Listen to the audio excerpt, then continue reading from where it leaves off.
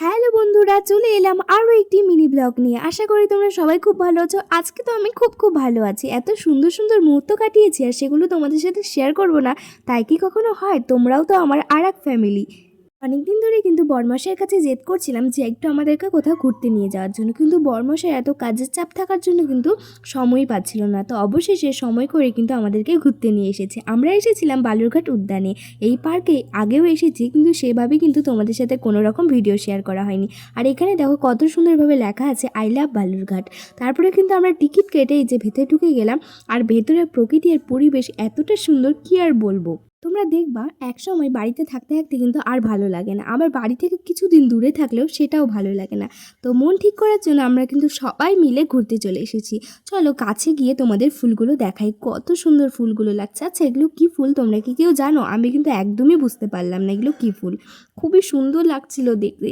তোমরাই শুধু দেখো কতটা সুন্দর, গোটাটা গোল করে ফুলের গাছগুলো হয়েছে, এত সুন্দর লাগছিল। তো এখানে একটু আমি ছবি তুলে নিলাম আর ভিডিও করে নিলাম।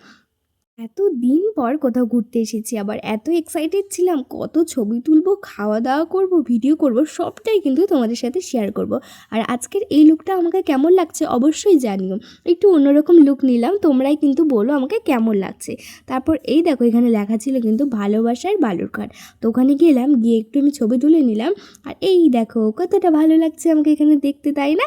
একদম কিন্তু মানিয়েছে এই জায়গাটা।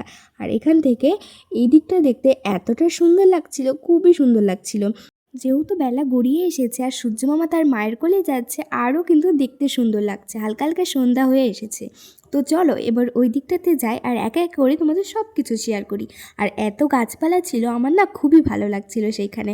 আর অনেকক্ষণ হলো ছবি তোলা, ভিডিও করা। এবার আমার মেয়ে কিন্তু প্রথম থেকে এসেই খেলাধুলা শুরু করে দিয়েছে, সেগুলো কিন্তু আমি ক্যামেরায় ক্যাপচার করিনি। এবার আমাকে বলছে মা আমারও ভিডিও একটু ক্যামেরায় ক্যাপচার করো, আমি কত সুন্দর খেলাধুলা করছি। তো এই যেগুলো কিন্তু আমরা ছোটোবেলায় এগুলোতে উঠেছি, কতই না মজা করেছি। এখন কিন্তু এগুলো দেখে খুব মনটা কেমন করে, মনে হয় যদি ছোটোবেলাটাকে একবার ফিরে পেতাম তাহলে কতই না ভালো হতো। আমাদের সময় এসব ছিল কিন্তু খুব কম ছিল, সেরকমভাবে পার্কেও আসতে পারতাম না। আর এই দেখো উল্টো দিকে বসছে, আর আমার মেয়ে তো আর এক পাগল, বোনকে কী শিখাবে নিজেই জানে না যেটা উল্টো দিক। তো দেখা হচ্ছে নেক্সট ভিডিওতে। আজকের মতো টাটা।